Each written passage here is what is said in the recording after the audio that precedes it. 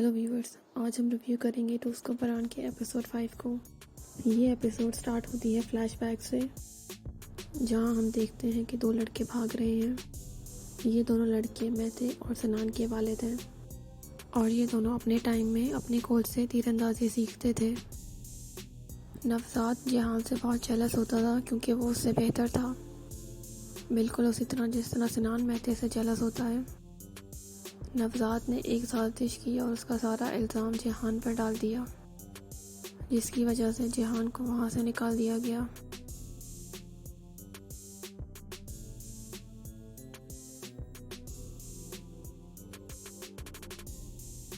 और नवजात ने जिहान के खिलाफ झूठी गवाही भी दी।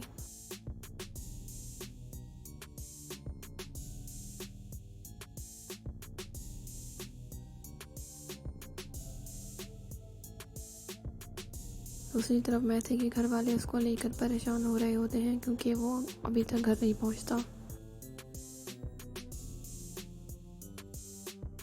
मैथे का वालिद उसके फ्रेंड्स को फ़ोन करके उसके बारे में पूछता है।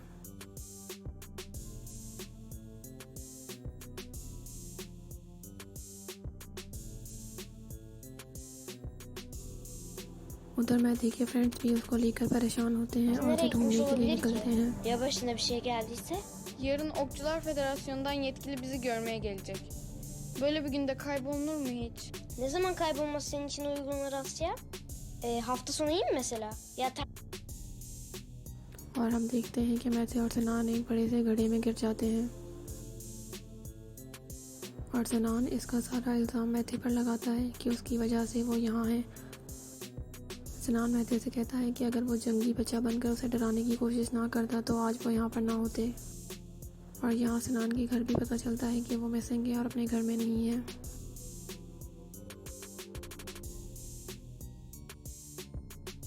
सनान की कोच की बातों से लगता है जैसे वो नवजात को जानती है। दोनों बच्चे यहाँ बाहर निकलने की तरकीब सोचते हैं, लेकिन वो उसमें नाकाम हो जाते हैं। मैथे का आइडिया फेल होने पर सनान अपना आइडिया बताता है और मदद के लिए चीखता है। मैथे के घर वाले उसको लेकर बहुत परेशान हो रहे होते हैं और उसकी बीवी उसे अपने मियाँ से कहती है कि वो जाकर अपने बेटे को ढूंढे। तो वो मैथे को ढूंढने के लिए घर से निकल जाता है। मैथे के फ्रेंड्स भी वहाँ पहुँचते हैं। Metelerin evine gidelim. İyi, tamam, çıkıyorum. Ben de bizimkilere haber verip geliyorum. Ben de 5 dakikaya oradayım. Alo. Alo. वहाँ गड्ढे में से मैथे को एक पुराना तीर और रस्सी मिलती है, जिसे देखकर उसे आइडिया आता है कि ये इसका इस्तेमाल करते हुए यहाँ से बाहर निकल सकते हैं।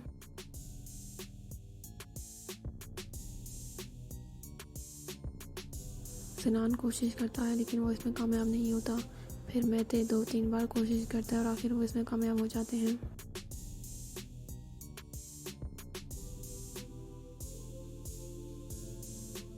जहाँ एक तरफ हम देखते हैं कि मैथे के दोस्त उसको लेकर परेशान हैं, वहीं हम देखते हैं कि सनान और उसके दोस्तों को उसकी कोई फिक्र नहीं और वो आपस में गपशप में मसरूफ़ होते हैं और वीडियोस देखते हैं। मैथे का वालिद साले के पास पहुंचकर उससे मैथे के बारे में बताता है और वहीं नवजात को मैथे के बारे में पता चलता है। Tabii ya, çocuk bunlar. Ben de bir keresinde ormanda kaybolmuştum. Yanlışlıkla arı kovanına kafam çarptı. Arılar falan soktu. Gözümü bir açtım, hastanedeyim. Tabii sonra iyileştim. Ya büyük ders aldım. Böyle. किरम का बाप और सरगैन भी मैथे को ढूंढने के लिए निकल जाते हैं।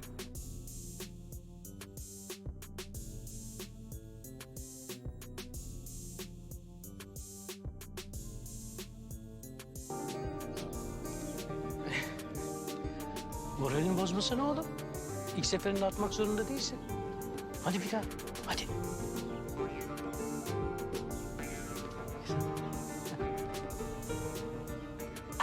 İşte ये उस पुराने तीर से निशाना लगाने में कामयाब हो जाता है। जिहान और साले जंगल में मैथे को ढूंढ रहे होते हैं। तभी अचानक उन्हें कुत्तों की आवाज़ आती है और वो इस बारे में बात करते हैं। फिर दोनों मैथे को ढूंढने के लिए अलग अलग डायरेक्शन में चले जाते हैं। वहाँ साले को मैथे मिल जाता है और वो उन दोनों बच्चों को लेकर घर आ जाता है। दूसरी तरफ मैथे के फ्रेंड्स उसके घर पहुंचकर उसकी खबर मालूम करते हैं और किरण को लगता है शायद ये किसी जंगली बच्चे का काम हो। बच्चे मैथे को ढूंढने के लिए जंगल में जाना चाहते हैं, लेकिन उनकी टीचर उन्हें मना कर देती है और वो वहाँ बैठकर अपनी मनसूबाबंदी करते हैं कि उन्हें भाग जाना चाहिए और किसी तरह मैथे को तलाश करना चाहिए।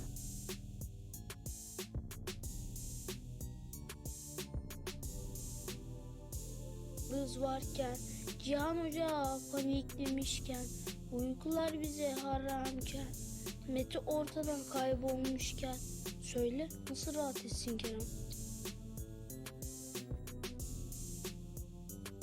नवजात मैथे के घर पहुंचकर उसके बारे में पूछता है और मैथे के घर वालों पर भड़कता है।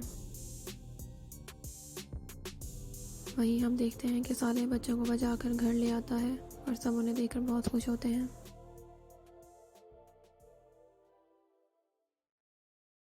नवजात अपना सारा गुस्सा सिनान पर निकालता है।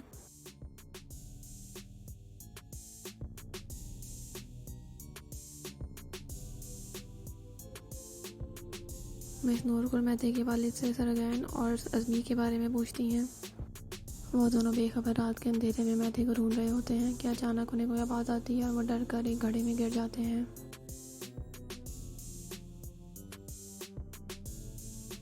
अज़मी देखता है कि सरगैन बहुत ही ज़्यादा डरपोक है।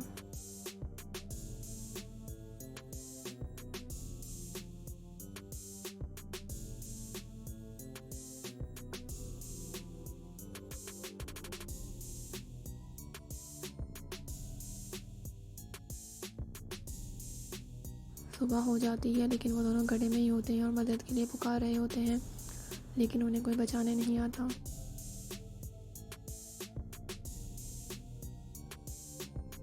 सरगैन मिस नूरकुल के बारे में सोचता है कि काश वो उन्हें शादी का प्रपोजल भेज देता। वहीं दोनों बातें करते हैं कि किसी न किसी को तो उनकी गैर मौजूदगी का एहसास होगा, तो वो उन्हें ढूंढने ज़रूर आएंगे।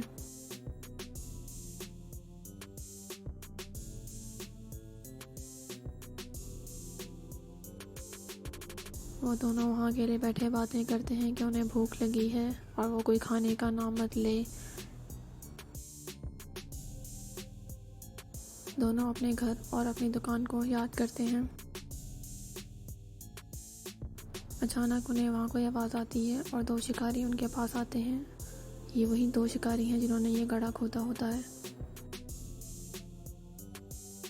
और वो उनसे मदद मांगते हैं कि वो उन्हें बाहर निकालें।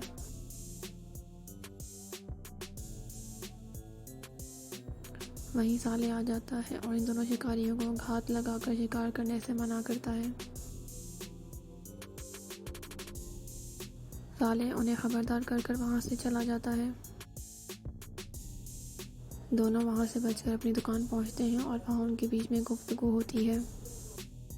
इन दोनों के बीच में बहस हो ही रही होती है कि अचानक वहाँ मिस नूरकुल आ जाती हैं और मिस नूरकुल दोनों से पूछती हैं कि कल रात उनके साथ क्या हुआ था, तो सरगैन गोल कर जाते हैं। सिनान का वालिद अपनी मेट को डांटता है कि उसे सिनान के बारे में हर तरह की खबर चाहिए। वो उसे समझाती है कि वो सिनान पर बहुत ज़्यादा गुस्सा करता है, तो वो अपनी मेट पर भी गुस्सा हो जाता है।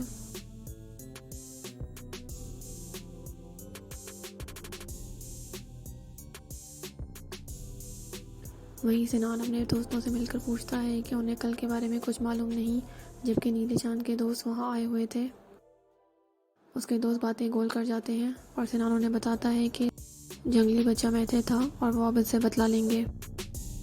मैथे की माँ उनसे साले के बारे में पूछती है कि वो कौन था और क्यों आया था। बच्चे आज ट्रेनिंग के लिए जाते हैं, लेकिन मैथे वहाँ नहीं आता और वहीं पर ट्रेनिंग मंसूख हो जाती है।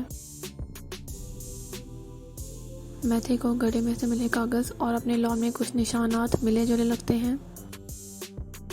वहीं उसकी बहन आ जाती है और उसे समझाती है। जंगल के हादसे की वजह से मैथे को उसकी सज़ा मिलती है, जिसकी वजह से ना ही वो लैपटॉप इस्तेमाल कर सकता है, ना ही फ़ोन इस्तेमाल कर सकता है, ना ही वो टीवी देख सकता है।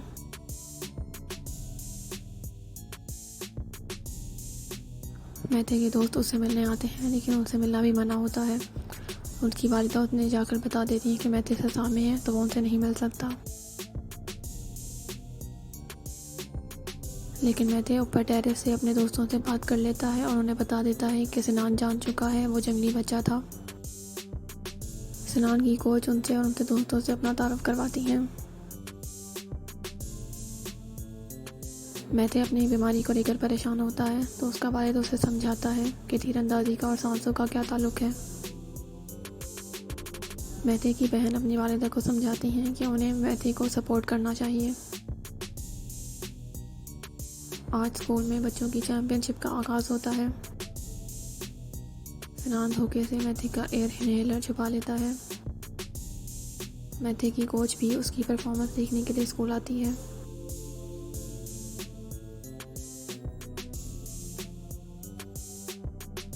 मैथे को उसकी दवा नहीं मिलती और उसका सांस फूल रहा होता है।